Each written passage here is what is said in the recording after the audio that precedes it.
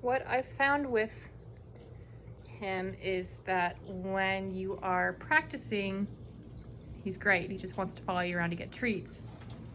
I've been actually having a little bit of a hard time finding good distractions for him because he just wants to stay by my side all the time. Obviously it's gonna be different when he goes home. He's a little bit more relaxed there. He's got a little bit more freedom. So I've been trying to find things to trip him up, but I've noticed a few things that he struggles with, and I want to demonstrate what to do if he's, you know, being resistant to coming. Usually it's because he's confused and he'll get stuck and not really know what to do.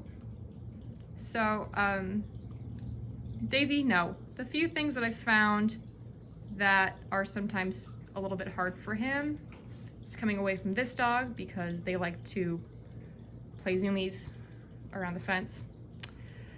So we'll see if he doesn't come when I call him. I'm gonna tell him nope. I'm gonna tap on the collar pretty low, around a 4 or 5, and ask him to come again. If he still doesn't come, he gets stuck, he seems confused, I'm gonna use this lovely, very long leash that I have on him to pull him into me.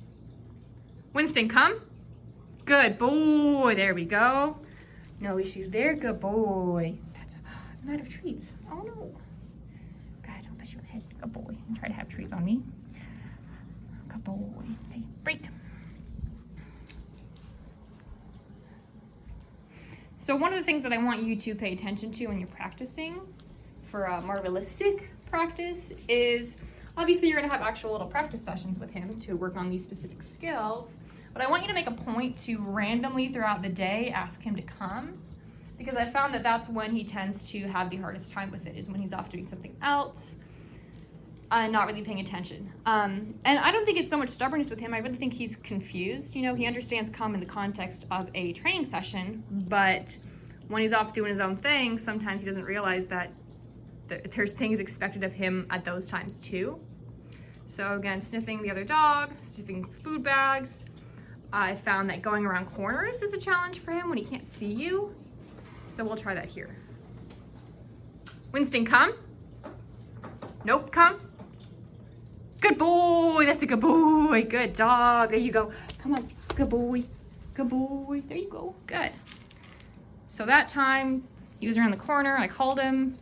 He was a little confused, a little stuck. I gave a little tap on the collar around 4, not necessarily as a correction, but just to let him know, you know, head my way.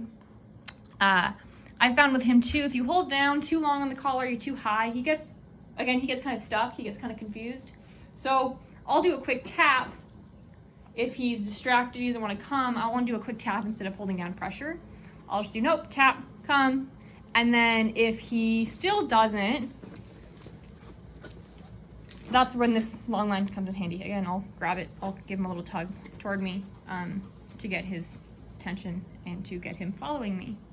Obviously, we don't want to use this forever. It's very annoying, but I would rather have it on him for a little while and work through this confusion than have him stuck in these areas and have these become big problem areas for him because he doesn't ever learn how to work through them. So this is a lot easier to use when he's confused than having to come back and grab him or try to guide him back or lure him back. It's a lot easier just to say, hey, tug on this. Okay, cool, now you're following me. Now we can do that again. The issue with him is it's pretty random the times where he seems to get stuck. If he gets in trouble, like for not staying, we're working on downstays, and he gets bored, that's when he's had trouble before. He wants to run and go lay on a bed. It's like, I'll just stay and hang out here. And then he doesn't really want to come. He wants to stay where he's at. So that's something to keep in mind when you're practicing other stuff and he's getting a little bit bored of it, or he's just confused and he gets frustrated and he wants to leave.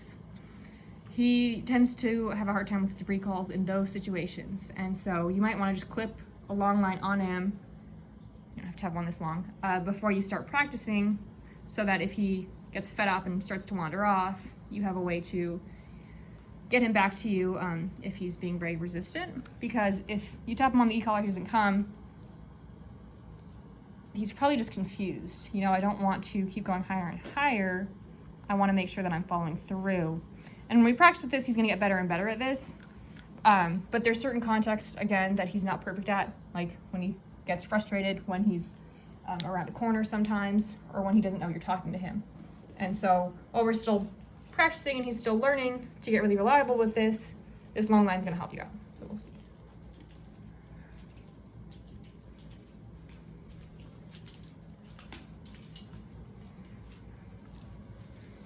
course, now he knows that I'm working with him, he's gonna not leave my side. So, I want you to set like a timer on your phone maybe for like every 2 hours, every hour, and make a point when it goes off just to do a recall with him wherever he's at, if he's sleeping, if he's out in the yard, if he's out around a corner, whatever. Do some random little recalls and get him more used to that. I'm not calling you. You can go do your own thing, bud.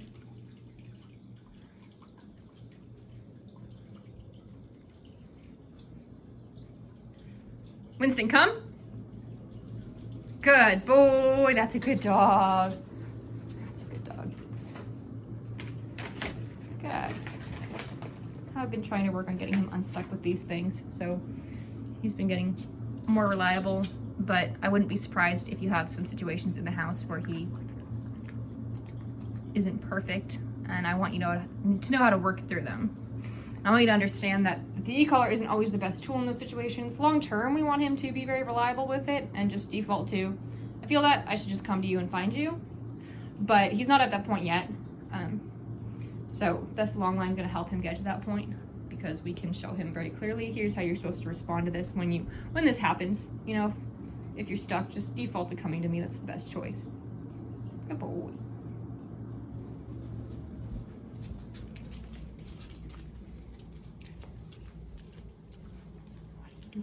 What are you doing?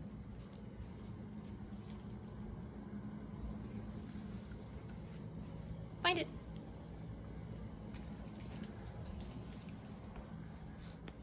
Winston, come. Good boy. That's a good dog. Good boy. Good. Another way to practice if he's following you around is to just toss a treat and have him go find it.